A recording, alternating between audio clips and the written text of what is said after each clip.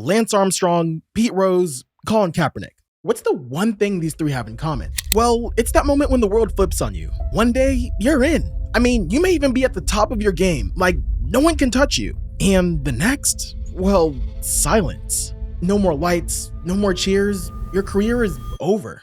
So bringing this all back home to the idea of the video, how do you get banned or blackballed from the NBA? Well, the most common answer usually has to do with drug use. But for most of the stories I'm telling today, that's not the case. And in my opinion, they're even crazier. So let me ask this again. How do you get banned or blackballed from the NBA if it's not from drug use? Well, from stories as controversial as Cap's knee to some being as wild as Pete's betting scandal, here's how these players actually got banned from the NBA. Enter OJ Mayo, a high school phenom, a standout at USC, and a top pick for the Memphis Grizzlies in 2008. Mayo's entry into the NBA was loaded with expectations. This is the same kid who challenged Michael Jordan to a game of one-on-one. I mean, he lost to a 40-year-old, but that doesn't take away from the potential OJ had. Mayo kicks off his NBA journey with the Grizzlies, and he hit the ground running. This dude wasn't just good, he looked like a potential superstar in his rookie season, putting up 18.5 points and nearly 4 rebounds a game. Mayo was looking like the real deal, the kind of player you build a team around. He was a naturally gifted scorer who could shoot the three and handle it as well as anyone. And he had that mix of talent and flair that had Memphis buzzing and the league taking notice. But as quick as his star rises, things start to get shaky. Mayo's journey takes some odd twists. In January 2011, he got beat up by his teammate Tony Allen after an argument about gambling debts. Side note, this has actually got to be one of the craziest stories in the NBA. I mean, he really messed around and found out. 2 weeks later, Mayo got suspended after testing positive for a banned substance. And the next year, he didn't start a single game for the Grizzlies. After the season, the Grizzlies didn't even sign a qualifying offer sheet for Mayo, which meant that he could hit unrestricted free agency. And so Mayo signed with the Mavericks. Mayo played pretty well in Dallas for a year, and then he had a stint with the Bucks. Along the way, the once clear path starts to get foggy. The promise is still there, but the consistency, not so much. Then in 2016, the bombshell drops. Mayo's banned from the NBA for once again violating the anti-drug program, a 2-year ban. And this time it's for smoking weed and abusing prescription painkillers. It's a sharp turn from potential all-star to out of the league. And this is where OJ Mayo's story takes on a different hue. Mayo has been eligible for reinstatement for years now, but still hasn't made a comeback. Why? Well, after his banishment, Mayo took a year off from basketball to find himself and toured the world. He went to Dubai, the Maldives, Uganda, and South Africa. And this time away helped him reset. He got back to the States 30 pounds overweight, and even though he dropped the weight, his 10-month absence from league circles was noted by people around the NBA. He legit had people asking what happened to OJ Mayo. Although he came back a changed, more focused man, the damage done to his reputation was a little too much. I mean, Mayo said it best back in 2017 when he said, quote, "When you mess up, teams wonder whether they want to put their hands on you. I respect that. They can only go by a rap sheet or a resume. If I get somewhere, I can change that perception." End quote. But Mayo never got the chance. In the end, his immaturity and mistakes when he was playing proved to be fatal to his career. The improper gifts at USC, the fistfights with Tony Allen, the multiple positive drug tests, and the so-called disappearance after his ban were all working against him. Nowadays, you can catch him hooping in Egypt, a step fall from being a potential superstar. From all the early hype, Mayo's NBA narrative becomes a tale of what could have been. The talent was there, but so were the hurdles. And in the end, those hurdles proved too high.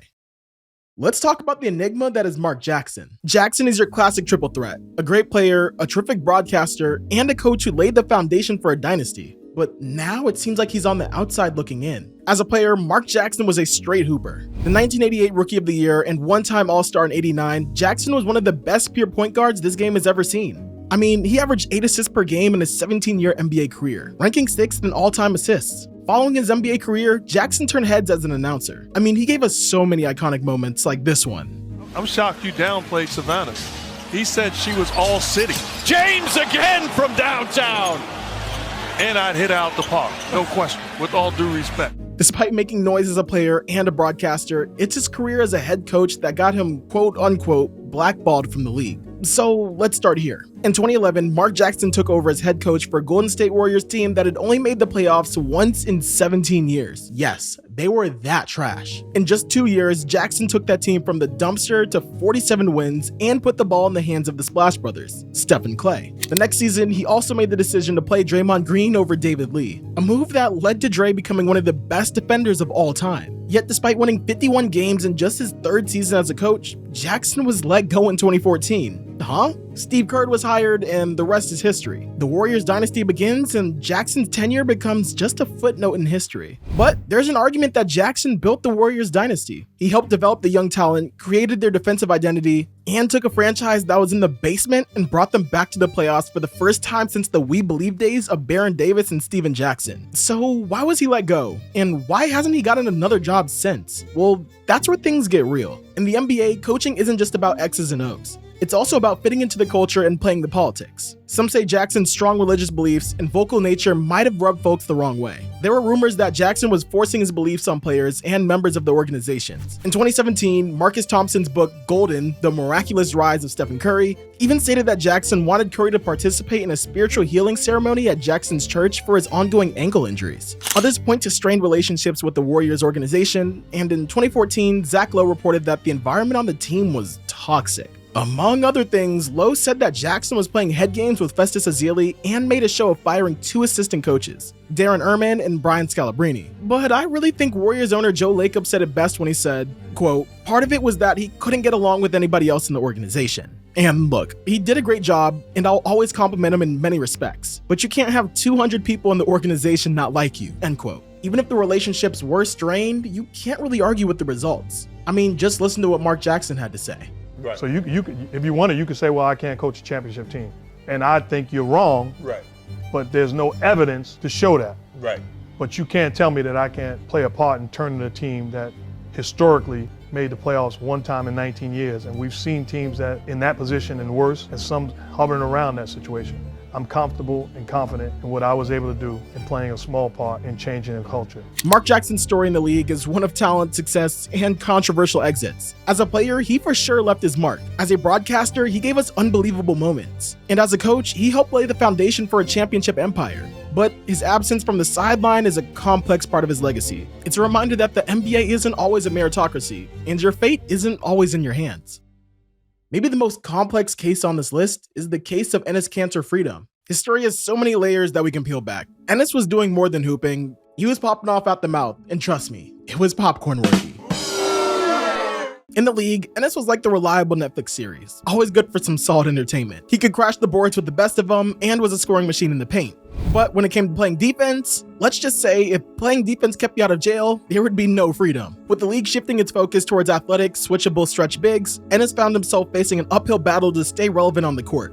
Off the hardwood is where things, well, let's just say get questionable. Enes Kanter turned into Enes Kanter Freedom, and he quite literally took on the Turkish government, sharing multiple opinions about what he thought of them, leading to them putting a bounty on his head of $500,000 and his passport being revoked. But wait, there's more. He pivots and takes a swing at China's human rights record, and even started calling out a few NBA players like LeBron James for his ties to China. He started making regular appearances on Fox News and other news outlets. You know, while we're speaking right now, there's a genocide happening. Their rights are getting abused. I'm always saying, be careful. Some may have felt that he was doing too much, starting too many fires, and not focusing on the game. Don't get me wrong, Freedom was a solid player for a long time, and he was capable of putting up numbers on any given night. But he was a relic of the old NBA at a time where the new NBA didn't really need him. But we can't sit here and act like he's been the only person to speak out on things like this. I mean, we all remember the fallout from Daryl Morey's tweet about Hong Kong and how it affected the NBA's business in China.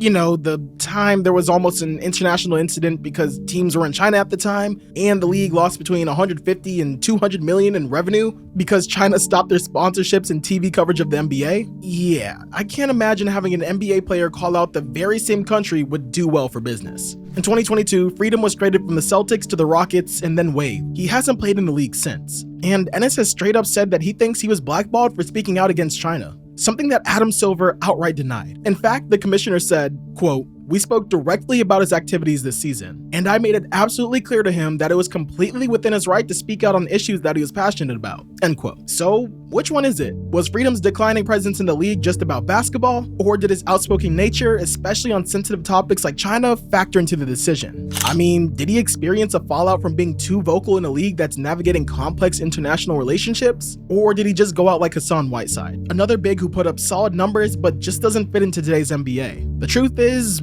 I'm not really sure. Maybe it's a mix of both, but I want to hear from you guys in the comment section. What do you think?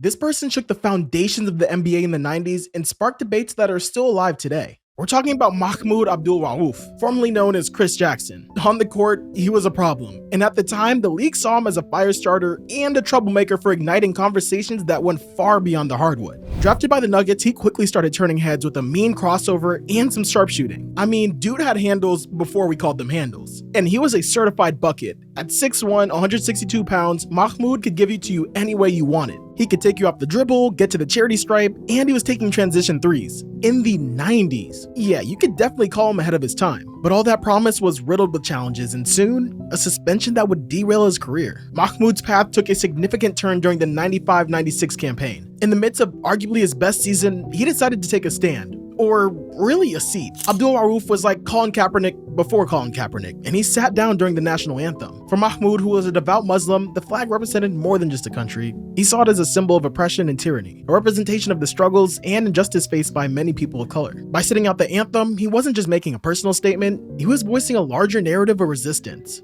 The next part sounds oddly familiar. The protest sparked a fierce national debate, and the media firestorm that followed placed Mahmoud at the center of a national conversation about patriotism, faith, and the role of athletes in social and political discourse. And he faced real-life consequences. He received death threats, and the family home that he was building in Mississippi was burned down by the KKK. To make matters worse, David Stern ended up suspending Abdul-Rauf for his actions, but eventually reinstated him after he agreed to stand and pray silently during the anthem. But it was too little too late. The controversy left a stain on his career. His banishment from the league was a slow burn. He played a couple more seasons after his career year in 96, but his minutes were reduced. His role on teams became less significant, and eventually the offers just stopped coming in. Remember guys, that 1996 was his career year, but his anthem protests meant that there was an unspoken conscience that the league wouldn't tolerate him or his stance anymore. His career that was once promising, slowly and quietly stifled. Just like Tommy Smith and John Carlos before him, Mahmoud's actions didn't really resonate powerfully in the world of sports until years later. Colin Kaepernick and Eric Reed faced similar backlashes for the protests, showing that Abdul-Rauf's experiences were far from isolated. They were part of a broader pattern of how leagues respond to activism. Mahmoud was way ahead of his time as a player, and it goes to show just how much the league has grown in a short period of time.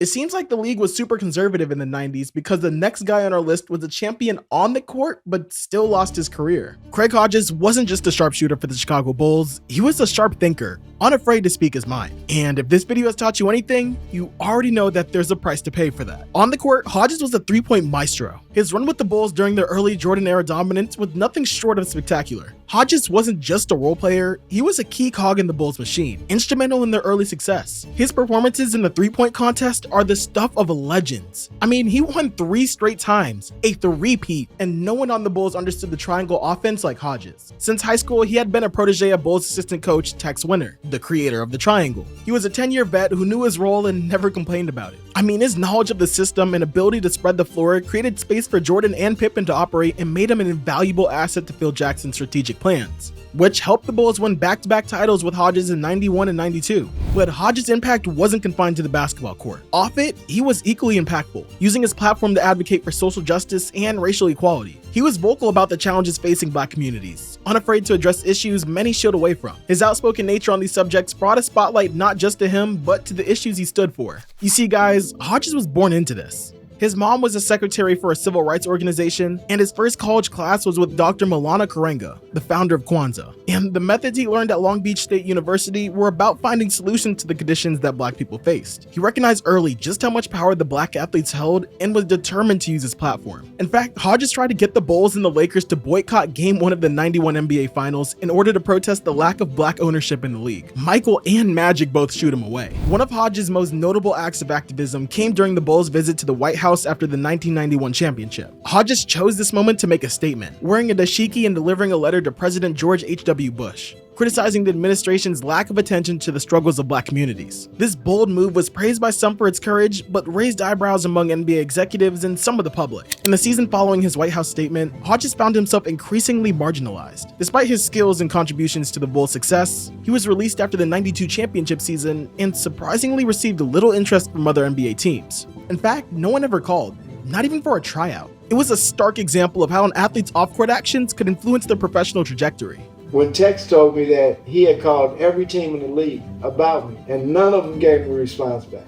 Fast forward to today, and Hodges' story resonates with new relevance. In an era where athletes like LeBron James have used their platforms for activism, Hodges could be seen as a trailblazer. His experience foreshadowed the challenges and impacts modern athletes face when they choose to speak out on social issues. This led many to believe that Hodges was effectively blackballed from the league, a punishment for his outspokenness.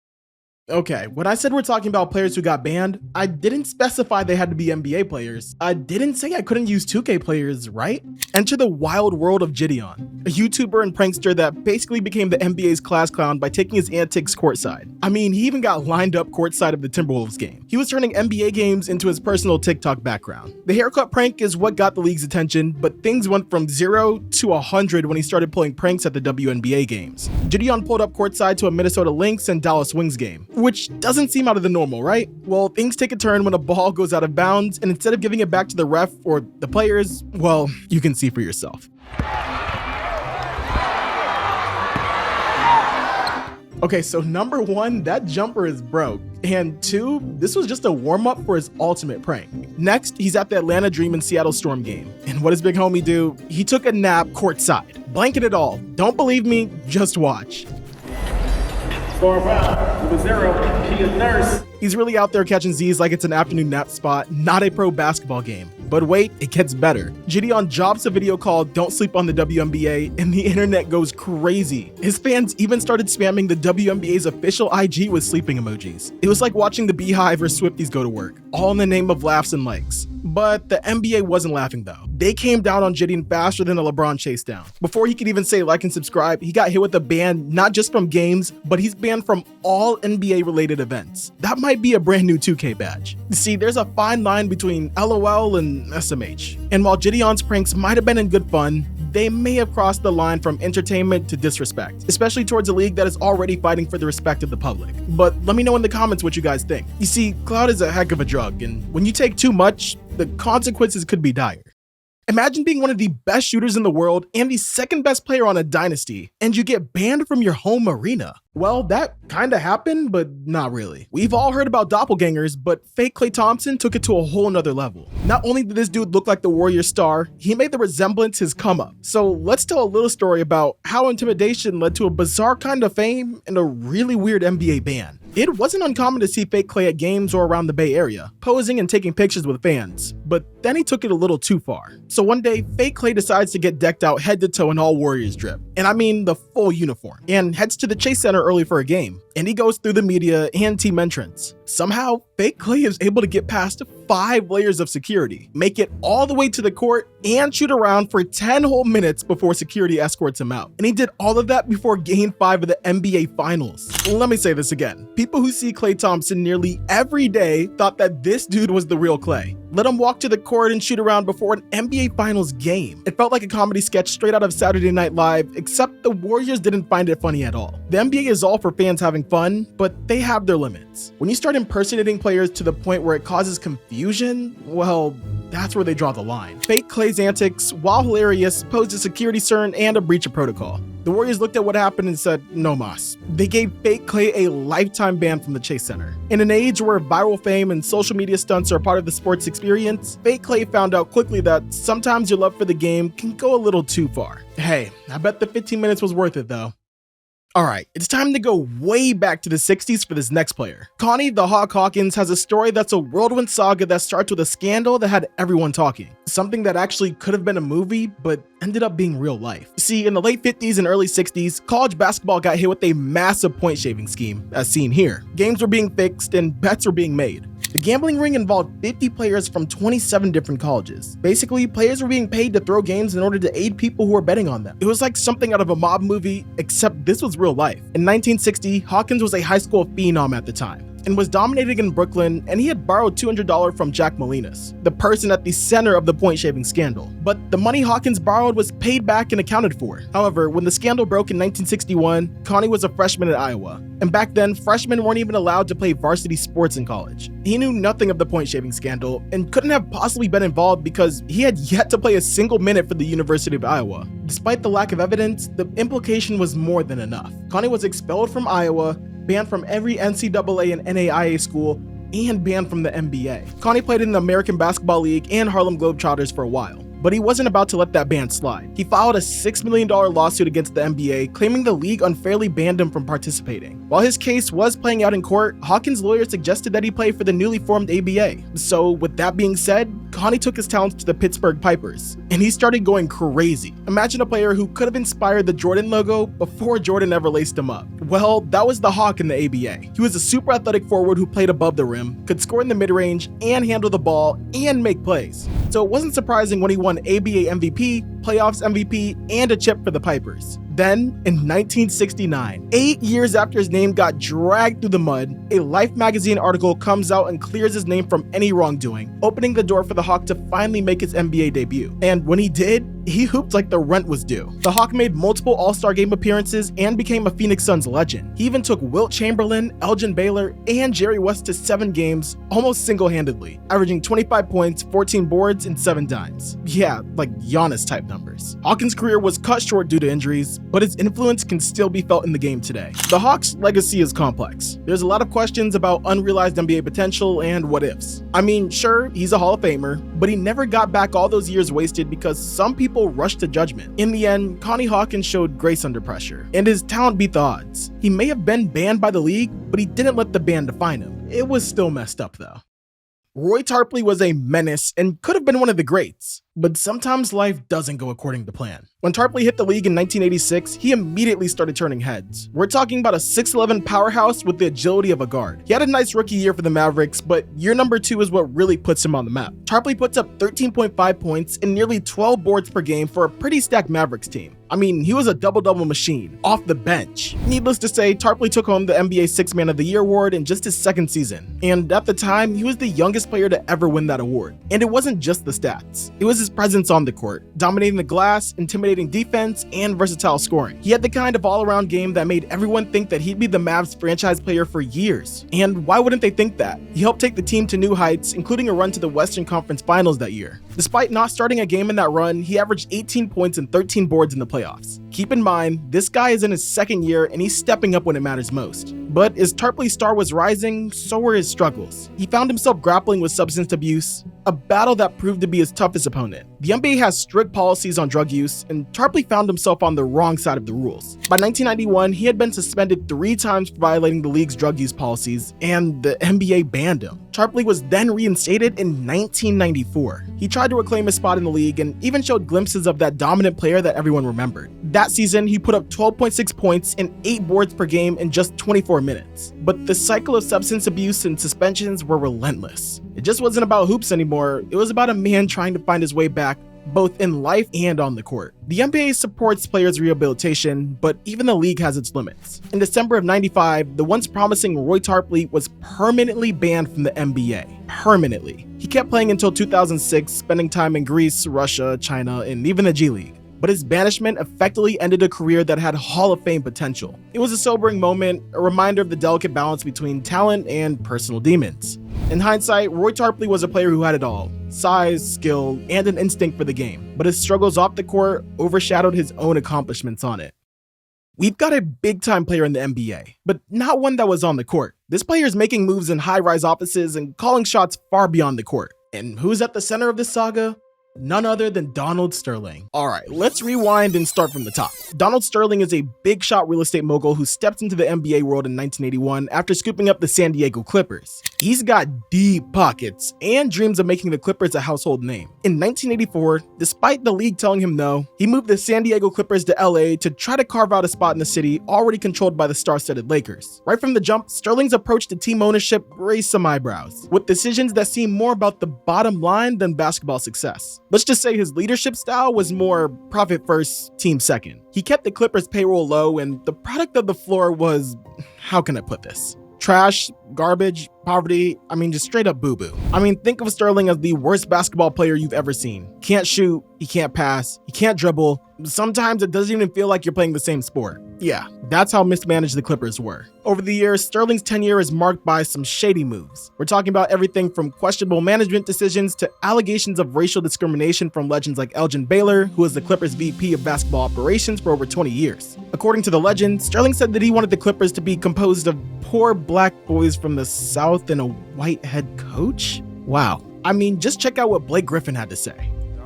Sterling just I think he liked owning the team, but he didn't care whether we were, whether it was good or not. I think he was just kind of I own this team, I get to go to these games sometimes, and it's a thing. Sterling was straight up an op and somehow hadn't got caught up yet. Well, that all changed in 2014. We've already established that Sterling is a controversial figure, but what comes next dang near brought the whole league crumbling down. An audio recording leaks, and it's Donald Sterling's voice, clear as day, spewing racism like it's going out of style. He's heard criticizing his associate for associating with black people. He even tells her that she shouldn't be bringing black people to the games. And the truly wild part is that this started over her talking to Magic Johnson. Yeah, just listen to the tape. You can do anything, but don't put them on in this event for the world has to see, so they have to call me. And don't bring them into my games, okay? It's crazy that in a league where more than 75% of the players are black, he thinks like this at all. Players, coaches, the media, everyone is in an uproar. Fans and sponsors start pulling away. The Clippers players protest by wearing their warm-up shirts inside out to hide the team logo. There's even talk of a league-wide boycott of playoff games. The only way I can describe it, and if you're watching the NBA at this time, you remember, pure chaos. The NBA is in full-blown crisis mode, and at the center of it all is an old racist geezer with decade-old views that have no place in modern society. Adam Silver is only in his 3rd month as commissioner, and he's facing a defining moment. And he stepped up big time, proving that this ain't business as usual. I think we were all shocked and impressed when Silver stepped up to the podium and made this announcement. Effective immediately, I am banning Mr. Sterling for life from any association with the Clippers organization or the NBA. A lifetime ban for Sterling, a $2.5 million fine, and Sterling must sell the team. It's a bold, unprecedented move for all of professional sports that proved that Silver isn't just laying down the law, he's setting a new standard for what the NBA stands for. The fallout leads to the Clippers being sold to Steve Ballmer, bringing in a new era for the team. But this was more than a sale. This was about the cleansing of a league from a stain named Sterling and redefining what it meant to own a professional sports team. The Sterling tried to battle it out in court, but his time was over and we are all better for it. Looking back, the Donald Sterling scandal is a watershed moment in sports history. It's a stark reminder of deep-rooted issues of racism and discrimination that still plague society sometimes. I mean, just ask your black friends. Were we really surprised that a super old white dude said some racist stuff? Not really. But were we shocked that he was dumb enough to get caught on tape saying it? Yeah, the NBA's response was most surprising though. It was a powerful declaration that those views won't be tolerated, not now, not ever. In fact, Silver's response set the standard in all of professional sports. Since that landmark moment, we've seen 2 NFL owners in Dan Snyder and Jerry Richardson that were forced to sell their teams. But that begs a question that I want all you guys to answer in the comments. Is it really a punishment if you get billions of dollars to leave the club? I mean, regardless, Sterling's ban marks a pivotal chapter in the NBA's journey. A chapter that's as much about the league's values as it is about the game itself. Losing your livelihood is never fun. From the political drama to pranks gone wrong to being straight up racist. We've seen so many ways you can get blackballed from this league. But these aren't the only stories. I mean, did you guys forget about Tyreke Evans? The guy who went from Rookie of the Year to banned from the league? Yeah, what ended up happening to him? Well, to put it simply, a lot. But just saying a lot doesn't answer the question. But what does answer this question is this video showing right here. Just want to make this video for all the viewers that stuck around until the end of the video. I appreciate you. I'm looking to start another series on this channel for you guys and wanted to get your opinion on it. I'm thinking about creating a weekly series where I recap everything that happened in the NBA that week. Anywhere from stuff that happened in game, outside of the game, media, I mean, all of it. And kind of like we got going on right now, I want to keep them to like 20, 30 minutes, so you get everything that happened and I don't skimp you on anything. I'm gonna add a little bit of jokes in there, keep it funny, keep y'all entertained. So if that is something that you're interested, let me know in the comments below. I'd love to get your feedback. Until next time, peace.